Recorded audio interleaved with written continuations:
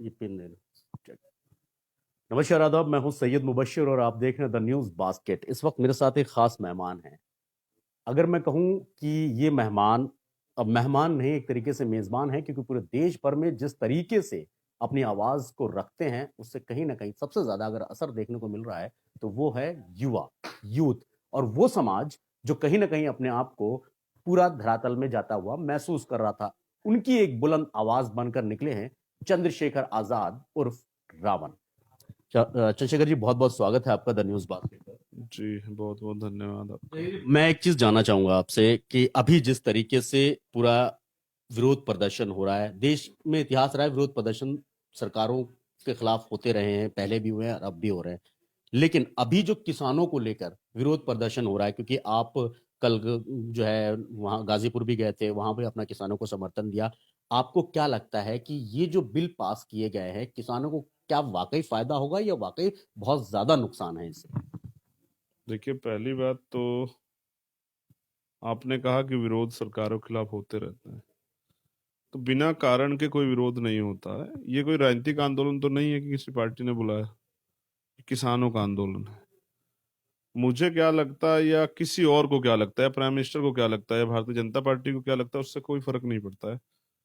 वास्तविकता में इस कानून से जो लोग प्रभावित होंगे उनको क्या लगता है, ये बड़ा जानने का विषय है। किसान इसलिए आंदोलन में है क्योंकि खुशी से कोई आंदोलन में नहीं जाता। मेरी तो पहचान आंदोलनकारी की है। जब भी कुछ गलत होता है हम लोग प्रशासन से शासन से दरखास्त करते हैं कि उसमें काम हो, जब वो नहीं होता है मजबूरी में हम लोग सड़क पे आते हैं। तो कोरोना काल चल रहा है, लोग अपनी जान की परवाह कर रहे हैं, उसके बीच भी इतनी बड़ी संख्या में किसान अपना गांव, अपना जिला, अपना प्रदेश छोड़ के वो देश की राजधानी में आ रहे हैं। यानी कि 2-2.5 महीने से जो आंदोलन वो अपने प्रदेशों में कर रहे थे उसको सरकार ने अनसुना कर दिया है। और किसानों को इसमें बड़ी दिक्कत हो रही है। किसानों ने अपनी बातें रखी भी है। अब हमारे प्राइम मिनिस्टर मन की बात अपनी तो सुनाते हैं पूरे देश को, लेकिन कभी किसानों की, गरीबों की, नौजवानों की, बेरोजगारों की, महिलाओं की बात कभी सुनते नहीं है। तो किसान अपनी बात सुनाने के लिए आए हैं और ये लोकतंत्र की खूबसूरती है कि आंदोलन, सड़कें, वो कम से कम जनता का एक दबाव रहना चाहिए कि जो सरकार है वो तानाशाह ना हो। तो इस खूबसूरती को बरकरार रखा है लोकतंत्र में। संवैधानिक तरीका भी ये कहता है कि अगर कुछ चीजें होती हैं देखिए, अगर सुप्रीम कोर्ट भी कोई ऑर्डर देता है या सरकार भी कोई कानून बनाती है और जनता उस पर खुश नहीं है तो उनको आर्टिकल 19 विरोध करने का अधिकार देता है, शांतिपूर्वक तरीके से अपनी बात रखने का अधिकार देता है। और किसानों को धैर्य की दाद देनी चाहिए कि जो किसान पूरे देश को अन्न देता है, जो पहचान देता है धान के कटोरे की देश को, जो पहचान देता है कि गेहूं में सबसे ज्यादा उपज होती है, जो दुग्ध उत्पादन में पहचान देता है, उस किसान के साथ जो हुआ है ये बड़ा दुखदाई है। जब वो आ रहा था, उसका रास्ता रोकने के लिए जो है सर्दी में ठंडे पानी की बौछारें की गई, आंसू गैस के गोले छोड़े गए। और किसानों में ऐसा नहीं कि एक नौजवान तबका ही है। आप किसानों में देखोगे 4-5 साल 6 साल के बच्चे से लेके एक 80-90 साल तक की बुजुर्ग माँ भी है, जिसको दादी कहते हैं, दादा भी हैं, हमारी माताएं बहनें, यंग बहनें भी हैं, हमारे नौजवान भी हैं। तो सब लोग हैं। मतलब सरकार इतनी संवेदनहीन हो गई है, उनको नहीं पता कि इसका क्या दुष्प्रभाव होंगे। आंसू गैस के गोले छोड़ना, ठंड में पानी की बौछारें करना, कटीले तार लगा देना, इतने बड़े बड़े बैरिकेटिंग लगा देना, रास्तों में गड्ढे खोद देना। आप समझिए सर, 13, 14, 10 के करीब चला जाता है टेम्परेचर रात में। और ऐसे टेम्परेचर में वो भी हाईवे पे अगर बैठे हो हाँ, तो। अपना घर छोड़ के खुले में रहना, और फिर राशन लेके आए हैं क्योंकि उनको पता था कि सरकार के चाल चल से वो वाकिफ है। वाकिफ है। मैं एक और बात इसमें ये कह देना चाहता हूँ कि जैसे आपने कहा था कि आपको क्या लगता है, तो मैं बिहार से भी लौटा हूँ। बिहार में भी कॉन्ट्रैक्ट फार्मिंग की गई थी, गुजरात में भी की गई थी, और उसका आउटपुट ये है। हम लोग मतलब पुराना जो हुआ है उसी से तो अनुभव लेते हैं। अनुभव ये है कि आज किसान वहां 600 रुपये 800 रुपये धान बेच रहा है और एमएसपी है 1970 रुपये। यानी कि एमएसपी बहुत जरूरी है। और किसानों की सबसे बड़ी मांग ये है कि एमएसपी को कानून के दायरे में लाया जाए। यही मांग सबसे पहले वो रख रहे हैं, जो सरकार हटाना चाह रही है। अभी मैंने खट्टर जी का बयान सुना। खट्टर जी कह रहे थे कि मैं राजस्थान का जो धान है उसको यहाँ नहीं बिकने दूंगा, हरियाणा में। और प्रधानमंत्री कहते हैं कानून हमने बनाया कि किसान अपने फसल को कहीं जाकर बेच सकता है। कथनी और करनी में इतना फर्क है। आज बिहार कॉन्फ्लिक्ट ज्यादा है, प्रधानमंत्री कुछ कहते हैं और उन्हीं के जो है मुख्यमंत्री, उन्हीं के पार्टी के जो सरकारें हैं दूसरे राज्यों में वो कुछ कहते हैं, तो इसमें किसानों के लिए दिक्कतें हैं। प्रधानमंत्री कभी सच नहीं बोलते हैं। प्रधानमंत्री आरएसएस के लोग जो कहते हैं उसका उल्टा करते हैं हमेशा से। ये मैं अभी साबित भी कर दूंगा, आप देख लीजिएगा। लेकिन मैं उससे पहले आपको ये बता रहा था, कॉन्ट्रैक्ट फार्मिंग हुई थी वहां पर, 1.5 करोड़ रुपए का कर्ज है गुजरात में और बिहार में किसानों के ऊपर। और वही किसान हुआ करते थे जो आज बिहार में जो है ना, गुजरात से जो मजदूर आता है यहाँ, वो वहां कभी किसान हुआ करते थे। तो जब वो बेरोजगार हो गए और उनपे इतना कर्जा हो गया और उनकी जमीन जो है सरकार ने छीन ली, पूंजीपतियों ने छीन ली, तो वो आके अब हरियाणा में, यूपी में और पंजाब में इनके यहाँ खेती करता, क्योंकि खेती का काम ही जानते थे वो। तो वो करें क्या खेती के अलावा, तो वो यहाँ खेती करते हैं। आप देखो बड़े पैमाने पे जब कोरोना काल स्टार्ट हुआ, लॉकडाउन हुआ, 38 लाख के करीब यहाँ से किस मजदूर वापस लौटे थे। तो वो खेती तो करते ये हैं। आंकड़े तो सिर्फ बिहार के हैं। बिहार, झारखंड, मध्य प्रदेश, ये जो पूरी बेल्ट है जहां से मतलब रोजगार की तो देखिए दिक्कत है।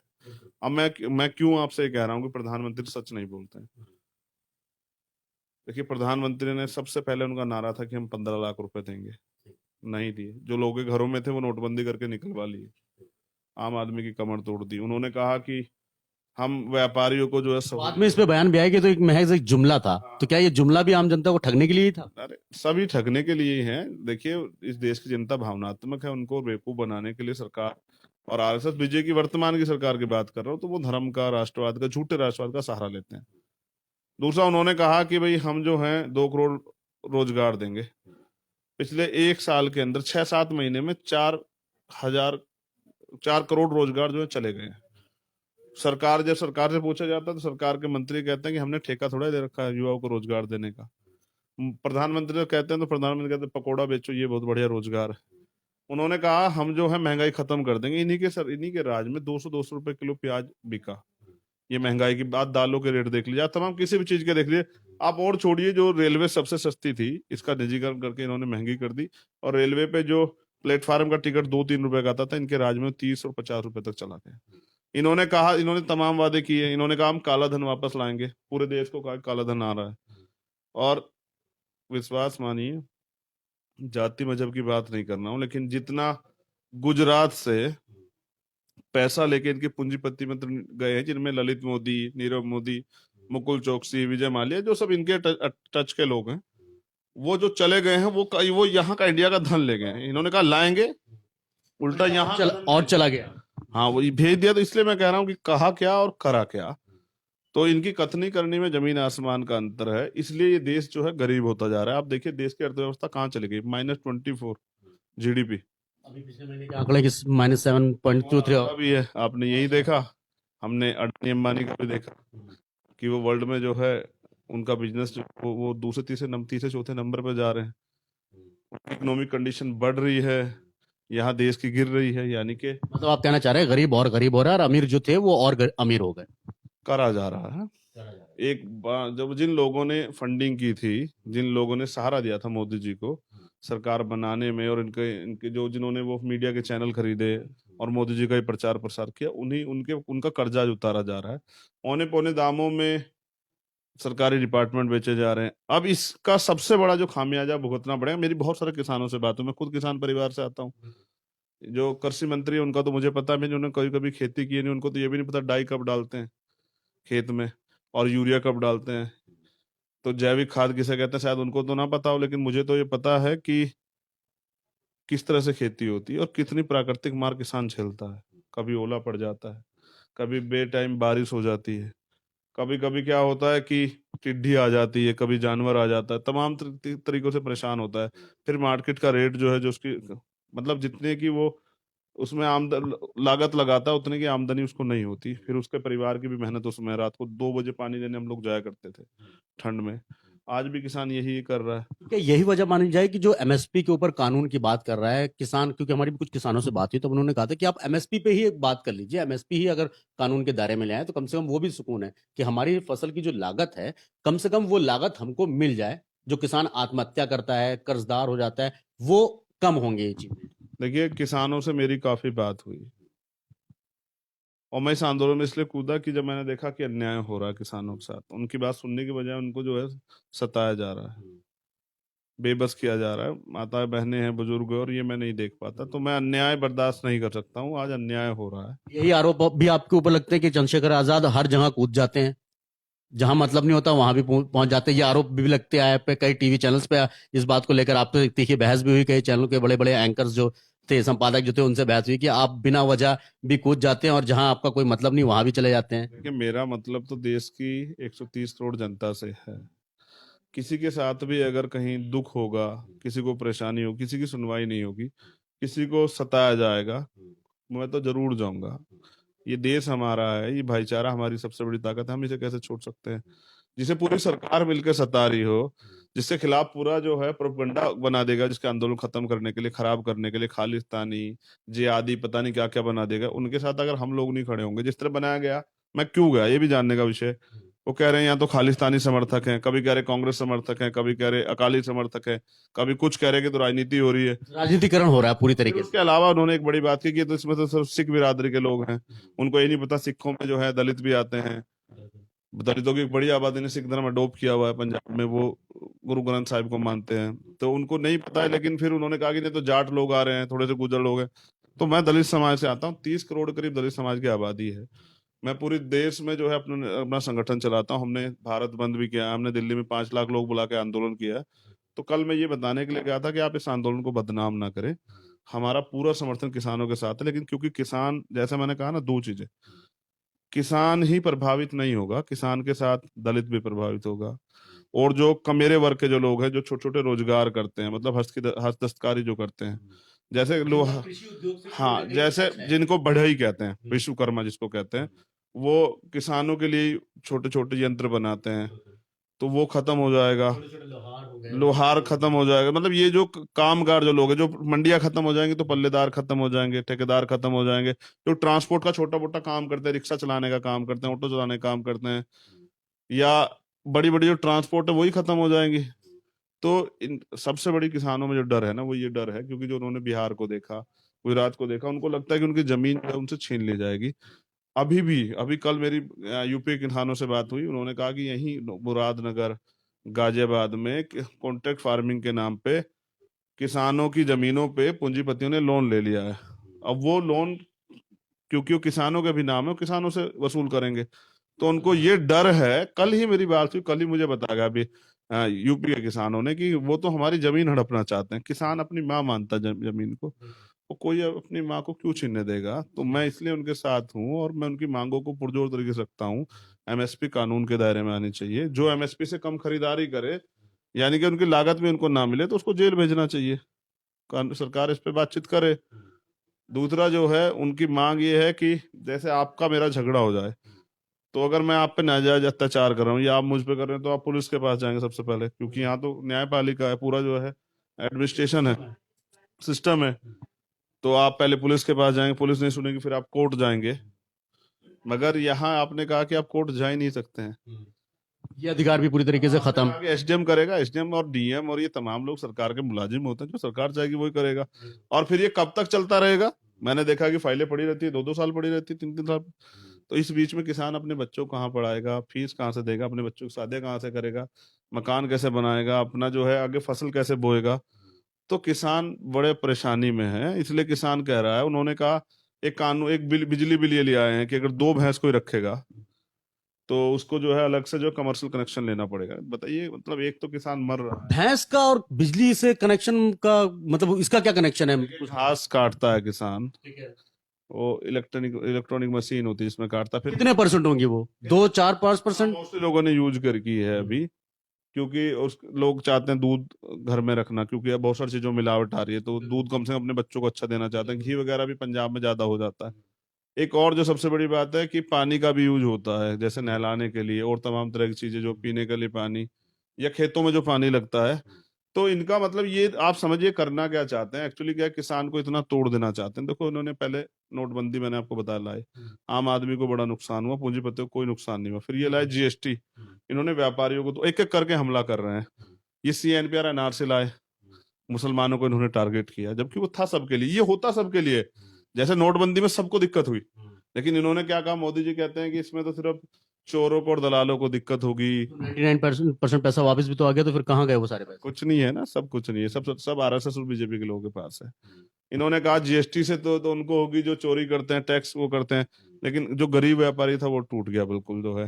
फिर इन्होंने अब ये सीएनपीआर एनआरसी के लिए कहा कि मुसलमानों के खिलाफ है सिर्फ, इन्होंने ये ऐसा प्रदर्शन किया, लेकिन मैं उसमें भी गया, मैंने सबको बताया अपने लोगों को भी सच्चाई क्योंकि शाहीन बाग एक प्रोटेस्ट हुआ 100 दिन तक चला, आप वहां पे भी गए थे समर्थन। चुनाव बीजेपी लड़ रही थी, कोई मुद्दा तो नहीं था लड़ने का, शाहीन बाग पे ही लड़ रही थी, तो मैं वहां भी गया, मैं जामा मस्जिद भी गया, मैं जेल में भी गया, लेकिन मैंने अपने लोगों को बता दिया कि ये कानून क्या है। ये इनको फिर पीछे हटना पड़ा, फिर ये अब किसानों के खिलाफ लिया। अब इनको लगता है कि ये हम इनको इस तरह अफवाह फैलाएं किसान ही दुखी हैं, या ये कांग्रेस के किसान है, बीजेपी के, ये उसके अकाली के किसान है, या ये किसी और पार्टी के किसान है। किसानों की कोई जाति नहीं होती है। कल हम गए, सारी जाति के लोग थे और सब किसान है।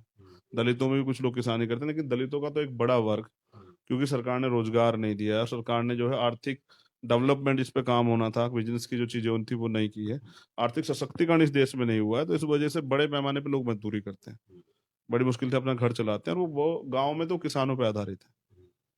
तो किसान की अगर फसल नहीं होगी, उसकी जमीन ही चली जाएगी, तो वो लोग क्या करेंगे? तो किसान क्या करता है, किसान बहुत कुछ पे तैयार करता है, फसल तो तैयार करता है, लेकिन अपने बच्चों को भी तैयार करता है। और जिस तरह से वो देश की मिट्टी के प्रति समर्पित रहता है, अपनी माँ के प्रति समर्पित रहता है, उस तरह से वो देश के प्रति उसका बच्चा भी समर्पित होता है। मैंने देखा कि बहुत सारे किसान यहाँ हैं और उनके बच्चे सेना में हैं और वो बॉर्डर पे हैं। यही एक चीज मैं, आपने बहुत अच्छा चीजें की याद दिलाई। जब प्रोटेस्ट शुरू हुआ, दिल्ली बॉर्डर तक किसान पहुंचे, तो कई ऐसी खबर आई कि एलओसी पे या बॉर्डर पर जवान शहीद हुए, और वो ज्यादातर उन किसानों के बच्चे थे। तो आप, एक हमारे पूर्व प्रधानमंत्री डॉक्टर लाल बहादुर शास्त्री ने एक नारा दिया था, जय जवान जय किसान। तो उस नारे का अगर मैं कहूं, तो आप किस तरीके से आज का समय में कैसे देखते हो? देखो, दादा पोते को पीट रहा, पोता जो है दादा को पीट रहा है, मजबूरी है सरकार की नौकरी करनी। सरकारी नौकरी तो जो है वो जी हजूरी की होती है, तो वो करनी पड़ेगी, मजबूरी में उसकी आंखों से पानी है, लेकिन पीटना पड़ रहा क्योंकि ऊपर से गृह मंत्री जी का आदेश है, जो हरियाणा में होता आया। तो वो सब चीजें देखने को मिल रही है। वो जवान जो है, जो देश की सेवा कर रहा है, और उसके दादा, उसका पियो, यानी कि उसके फादर, उसका बड़ा भाई यहाँ जो है पूरे परिवार सहित आंदोलन में डटा हुआ है। बड़ी तकलीफ हो रही है। मैंने एक दो तीन लोगों की तो खबर आई, इनकी एक दो लोग बच्चों की, मतलब हमारे सैनिकों की, वीर सैनिकों की शहादत हुई और उनके परिवार के लोग यहाँ थे, लेकिन मैं तो कल दसों लोगों से ऐसे मिला जिनके अगले हफ्ते जो है, जिनकी बेटियों की शादियां हैं, और मैं पूछ रहा था कैसे करोगे, तो मुझसे कह रहे हैं कि घर वाले कर लेंगे, लेकिन अभी अपनी माँ को बचाना है, अपनी अपनी धरती को बचाना है, आने वाली पीढ़ियों के लिए सोच रहे हैं। आप सब समझिए, 60 साल का 65 साल का किसान, 60 साल 65 साल की जो किसान है, या उनकी जो घरवाली है, वो यहाँ क्यों आई है, हमारी बीबी यहाँ क्यों आई है, हमारा पियो यहाँ क्यों है, हमारा दादा यहाँ क्यों आया? वो इसलिए आया कि उसको अपनी परवाह नहीं है, आने वाली पीढ़ियों की कहीं ना हाँ, कहीं। क्योंकि बिहार से अनुभव लिया है ना, कॉन्ट्रैक्ट फार्मिंग का अनुभव लिया है, और एक पेप्सिको कंपनी का उनके पास पहला सा अनुभव है। आलू का काम जब स्टार्ट हुआ, तो जब आलू बड़े पैमाने पे लोगों ने कर दिया, तो उनको लगा कि बस आलू क्या करना है, तो उन्होंने उसमें एक पैमाना लगा दिया कि एक ये सर्किल है, इसमें इस साइज का ही हम लोग आलू लेंगे, तो किसान बहुत बर्बाद हुआ। तो वो तो सरकार की नीति को समझता है कि सरकार करना क्या चाहती है। देखिए, सब कुछ तो बेच दिया है, अब जो किसानों पे धरती है, उस धरती को अडानी अंबानी को सौंपना है। अब इसमें सबसे बड़ा नुकसान क्या होगा, आम आदमी को का क्या नुकसान है इसमें, जो आम आदमी को भी समझ नहीं आ रहा है। अगर किसान तो स्टोरेज नहीं कर सकता, इन्होंने स्टोरेज की जो पहले एक सीमा थी वो खत्म कर दी है कि कोई कितना भी स्टोर कर सकता है। तो अभी क्या होगा कि काला बाजारी स्टार्ट होगी। एक अंबानी जैसा एक आदमी जो है, वो पूरे देश का जो है की फसल खरीद लेगा, और उसके पास इतनी जगहें भी हैं कि वो रख लेगा, और फिर वो एक समय के बाद, क्योंकि किसान तो भंडारण नहीं कर सकता, स्टोरेज नहीं कर सकता, उसको तत्काल बेचनी है, उसको तो फिर आगे की फसल के लिए भी वो चाहिए। ऐसा तो नहीं वो खेत में घेर के रख लेगा, घर में रख लेगा, क्योंकि उसको तो पैसे भी चाहिए ना। तो वो तो औने पौने दाव में बेचेगा इनको, मजबूरी हो जाएगी, घर चलाना है, अपने बच्चों को फीस देनी है, शादियां करानी है, मकान बनाने हैं, दूसरी फसल लेके आनी है, ट्रैक्टर का तेल चाहिए, ट्रैक्टर खरीदना है, बहुत सारी समस्या, पानी के लिए पैसे चाहिए। ये उसको बेचेंगे उस समय पर जिस समय उसको, पहले ये उसकी क्या करेंगे, काला बाजारी से क्या होगा, मार्केट में उसकी कमी हो जाएगी, फिर डिमांड बढ़ेगी, तो ये उसे अपने रेटों बेचेंगे। जैसे मैंने कल भी बताया कि ये जो घड़ी आपने और मैंने पहनी है ना, इसका रेट हमने तो तय नहीं किया है, ये तो जिस कंपनी की उसने तय किया है। तो फिर वही फसल आएगी इनकी कंपनियों के नाम से, जैसे अडानी के नाम से आ जाएगा या अंबानी के नाम से आ जाएगा, फिर वो उसे उसी रेट में भेजेगा, जिसको लेना है लो। तो जो 10 रुपए का माल है वो 100 रुपए में जाएगा। और जब 100 रुपए में जाएगा तो उसका असर जो है पूरे देश पे पड़ेगा, यानी कि महंगाई बढ़ेगी। तो आज ही इकोनॉमिक कंडीशन कहाँ है, प्रति व्यक्ति जो आय है उसका आप देख लीजिए, उसके ऊपर से महंगाई की मार, तो आम आदमी की कमर टूट जाएगी। जिसे आम आदमी को लग रहा है कि नहीं किसानों का आंदोलन, मैं तो समझ गया हूँ ना। मैंने इसको बहुत, स्वामीनाथन की रिपोर्ट मैंने पढ़ी कि वो लागू नहीं हुई है। इन्होंने कहा था हम लागू करेंगे, ये प्रधानमंत्री का बयान है कि हम सरकार में आएंगे तो जय जवान जय किसान के नारे के साथ स्वामीनाथन की जो है रिपोर्ट उसको लागू करेंगे। आज तक तो नहीं हुई।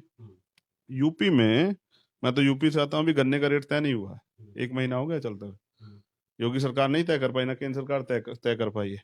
और पिछले, कल मुझे बताया कि 2 साल का पेमेंट अभी बकाया है मिलों की तरफ, और वो नहीं हुआ। बताइए, ऐसे में मरने के लिए छोड़ दिया आपने किसान को। यूपी सरकार तो ये कहती है कि हमें मैक्सिमम जो है जो पेमेंट थी वो किसानों की, गन्ना किसानों की खासकर हमने कर दिए। आपका जो क्षेत्र पड़ता है सहारनपुर के साइड का जो क्षेत्र पड़ता है, वहां के किसानों की हमने पेमेंट करी है। लेकिन कुछ किसानों से भी हमारी बात हुई, उन्होंने कहा कि अभी साल का पैसा हमारा बाकी है, 11 महीने का पैसा बाकी है जो हमने हमारे पिछला। यहाँ के किसानों की तो ऐसी है कि वो तो, उनके तो लठ में दम है, वो तो ले लेते हैं।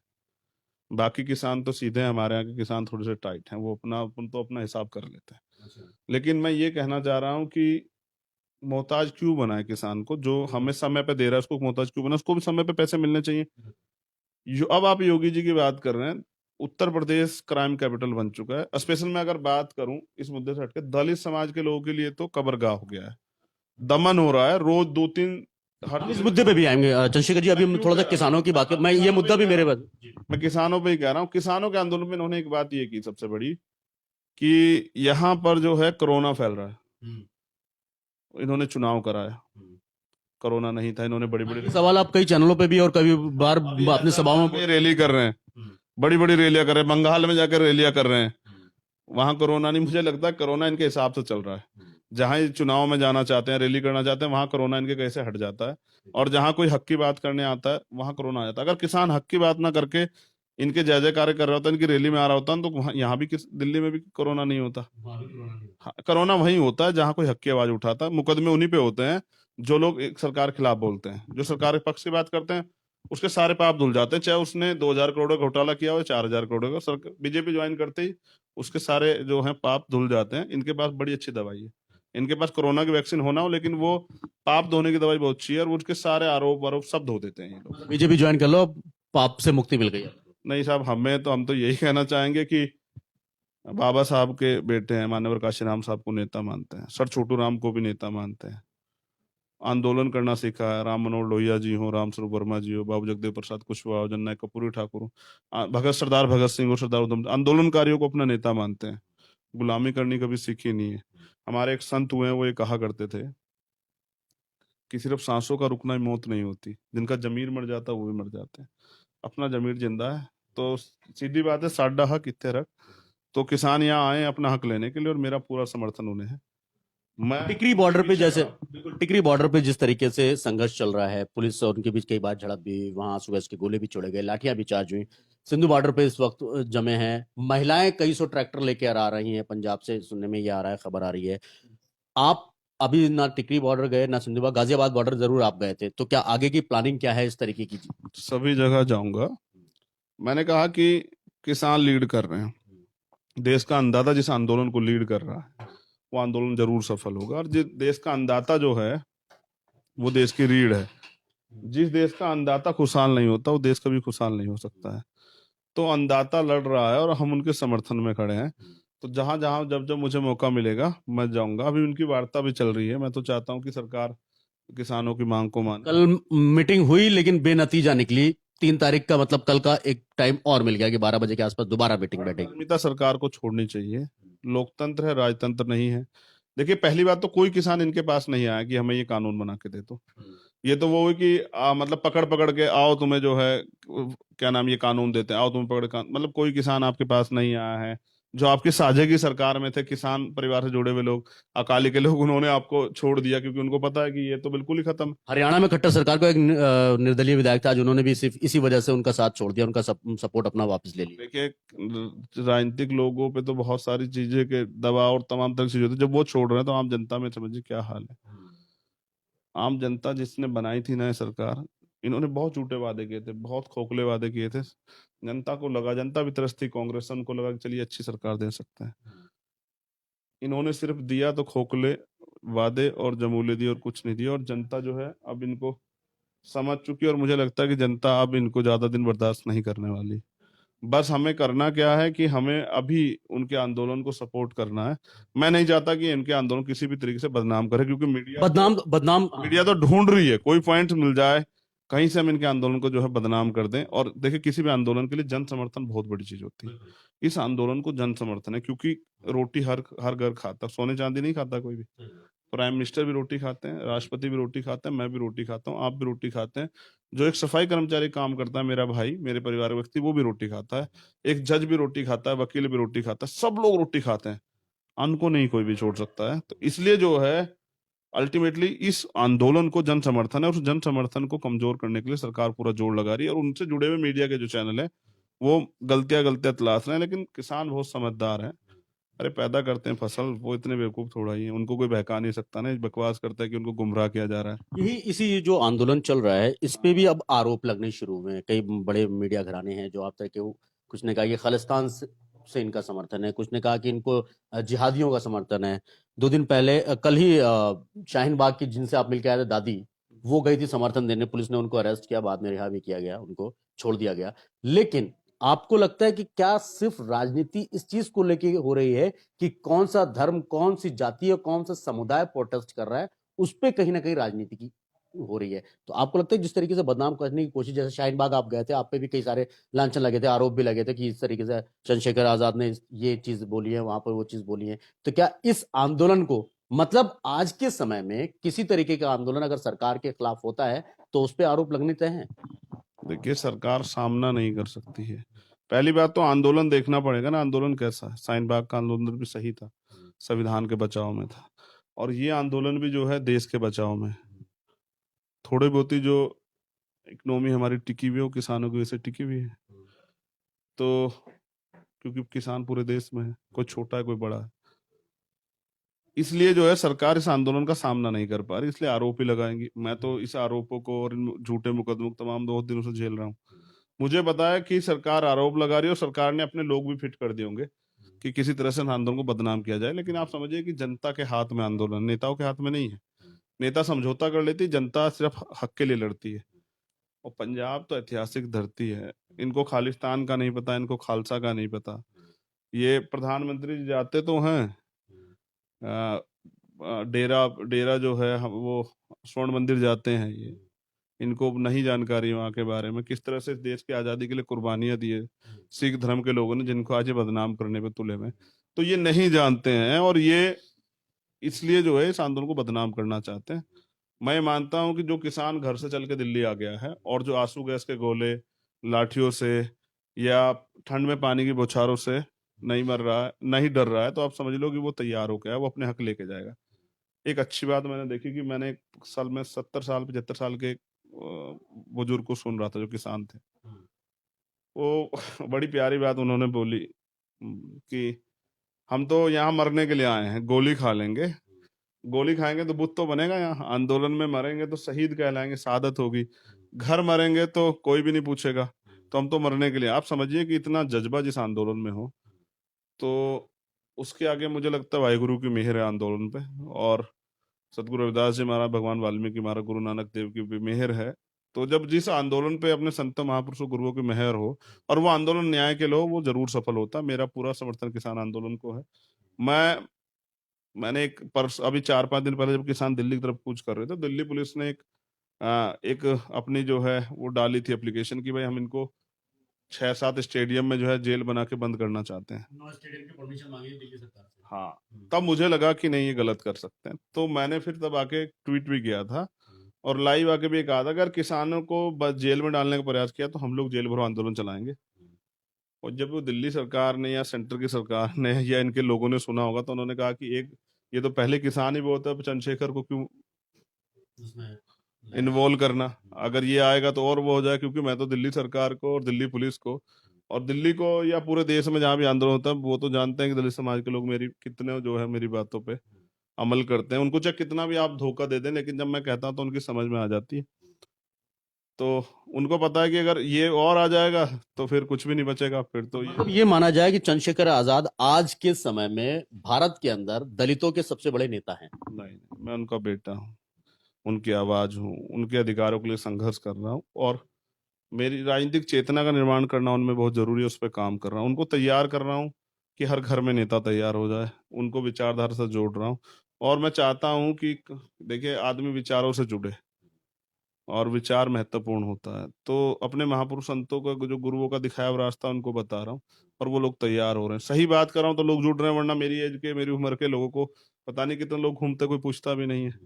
हाँ, मुझसे बहुत प्यार करते हैं, क्यों करते हैं ये वो जाने। मैं अपने काम में, मेरी यही इच्छा है कि बहुत सारे नेता समाज में तैयार हो जाए और समाज की लड़ाई को ईमानदार से लड़ी जाए। बहुत दिन से समाज लूटता आ रहा है, धोखे खाता आ रहा है। तो अब मैं उन लोगों को तैयार कर रहा हूँ कि जो इस समाज को कुछ देना चाहते हो, इससे लेना ना चाहते हो, जिनको अपना पेट ना प्यारा हो, जिनको समाज का दुख दर्द प्यारा हो। और बहुत लोग तैयार हो रहे हैं। अब वो जेल से नहीं डरते हैं, मुकदमों से नहीं डरते हैं, कहीं भी कोई मामला तो आंदोलन करते हैं, मुझे बिना बताए भी आंदोलन करते हैं, तो मुझे और ताकत मिलती है। और मुझसे थोड़ा सरकार, अब मीडिया के लोग कहते हैं कि आपसे डरती है, मुझसे नहीं डरती, देश के संविधान से डरती है और देश की उस जनता से डरती है जिसका सपोर्ट मुझे है। दूसरा एक और बहुत अहम सवाल, आपके ऊपर आरोप इस बात को लेकर लगते हैं कि चंद्रशेखर आजाद की अभी पार्टी नई नई है, सारी चीजें, फंडिंग आती है इनको इस तरीके के आंदोलन करने के लिए, इस पर आपका क्या कहना देखिए, मैंने फिर कहा कि आरोप लगाना आसान है। सरकार के पास सारी एजेंसियां हैं, सरकार के पास सारे सोर्स है। अगर इन पे यहाँ भी कमी पड़ी है सोर्स की, तो विदेश के सोर्स इकट्ठा कर लें। अब की बार ट्रम्प सरकार के दावे करने वाले लोग, वहां की जनता बेवकूफ नहीं, उन्होंने तो नकार दिया। तो सारे सोर्सेज इकट्ठा करें, सारी एजेंसी इकट्ठा करें और 1 रुपए का आरोप जो है साबित करें। अपने, इनकी तो बात छोड़िए, अपने समाज को शकल नहीं दिखाऊंगा उनका। मेरा सबसे बड़ी ताकत ये है कि मैं ईमानदार हूँ और सरकार से समझौता नहीं करता, क्योंकि माननीय काशीराम साहब कहते हैं, समझौतों से दलाल पैदा होता है, संघर्षों से दलाल पैदा होगा। मैं आंदोलन से पैदा हूँ, आंदोलन की वजह से आप मुझे जानते हैं और देश भी मुझे जानता है। मेरी पहचान व्यक्ति की नहीं है, एक सामाजिक लोगों के हकों के लिए लड़ता है और तो गरीबों के हकों के लिए लड़ता है। तो मेरे ऊपर आरोप लगाना बहुत आसान है।